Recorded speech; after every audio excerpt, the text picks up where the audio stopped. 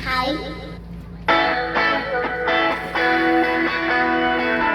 Kailan mo bang di ka na sumuko ang puso ko?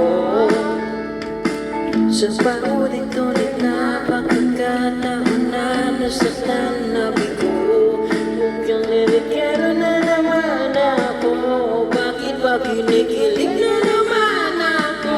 Pero ngayon ay parang kakaiba kapag nakatingin sa iyong mata. Ang mundo ay kalma, ngayon nandyan ka na, di magmamadali. Ikaw na ang katabi hanggang sa ang buhok ay pumuti. Di na maghahanap ng kung anong sabi sa mga tanong, dahil ikaw ang katiyakan ko. Hindi na ako bibitaw, ngayong ikaw na ang kasaya. Kung meron mang kulay ang aking magsisiyamig ng alaw, ikaw